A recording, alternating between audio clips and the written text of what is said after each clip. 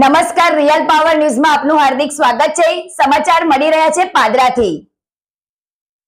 પાદરામાં Vadodara fire વિભાગ દ્વારા hospital સહિત શોપિંગ સેન્ટરમાં દેખાડા પૂરતી ફાયર સેફટીનું ચેકિંગ હાથ ધરાયું। નોટિસ આપી સંતોષ માન્યો। રાજકોટમાં ગેમ ઝોનમાં અગ્નિકાંડ બાદ રાજ્યમાં ગોળા છૂટ્યા બાદ તબેલાને તાળા મારવા જેવી સ્થિતિ જોવા મળી રહી છે, ત્યારે પાદરા નગરમાં પણ વડોદરા મહાનગરપાલિકા તંત્ર મોડે જાગ્યું હતું। ફક્ત દેખાડા પૂરતી કાર્યવાહી કરવામાં આવી। પાદરામાં વડોદરા મહાનગરપાલિકાના ફાયર વિભાગના અધિકારીઓ સહિત નગરપાલિકા પોલીસ અને મામલતદાર ઓફિસના અધિકારીઓ, વીજ કંપનીના અધિકારીઓ દ્વારા પાદરામાં હોસ્પિટલ સહિતના શોપિંગ સેન્ટરોમાં ફક્ત દેખાડા પૂરતી ચેકિંગ હાથ ધરવામાં આવી છે અને હોસ્પિટલોમાં ફાયરની કેટલીક ખામીઓ કાઢીને અધિકારીઓએ સંતોષ માન્યો।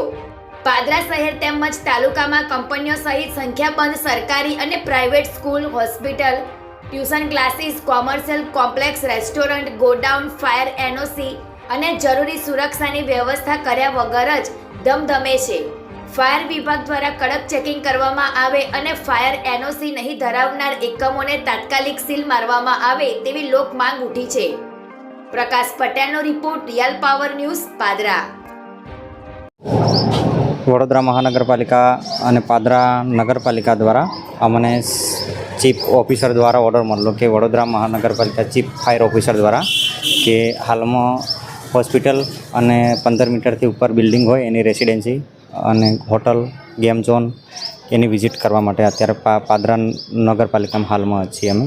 વડોદરા મહાનગરપાલિકાની ટીમ, પાદરા પોલીસ સ્ટેશન, પાદરાના જીબીનો સ્ટાફ, ઇલેક્ટ્રિક બધા હાલમાં હાજર અને 3 હોસ્પિટલ વિઝિટ કરેલી છે હાલમાં। શું સાહેબ, કયા પાસાઓ તપાસણી કરવામાં આવી છે અને શું સતીવાળા હોય એમની સામે શું કાર્યવાહી કરવામાં? ફાયર ડિપાર્ટમેન્ટને જે ફાયરને જે ઇક્વિપમેન્ટ લગતા જે તમામ ઇક્વિપમેન્ટ અને ફાયર એનઓસી છે કે નહીં એને સ્થળ તપાસ કરી અને આગળની કાર્યવાહી કરી અને ફાયર એનઓસી ના હોય અને ઇક્વિપમેન્ટ ના ચાલુ હોય તો B10 નોટિસ આપવામાં આવે છે। સાહેબ, કેટલી હોસ્પિટલો છે જેની અંદર ક્ષતિઓ સામે આવી? કારણ કે જે પાઇપ હોય નોઝલથી તેઓમાં પ્રેશર પણ નહોતું આવતું, તે પ્રકારની પણ હાલ હોસ્પિટલોમાં જાણવા મળ્યું છે। હા, અત્યારે હાલમાં એક હોસ્પિટલમાં એવું હતું, એને B10 નોટિસ હાલમાં ઇસ્યુ કરેલ છે।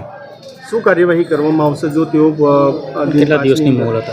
5 દિવસની મોહલત આપેલી છે અત્યારે, અને જો એ ઇક્વિપમેન્ટ ચાલુ ના કરવામાં આવે તો પછી સીલ મારવામાં આવશે 5 દિવસ પછી।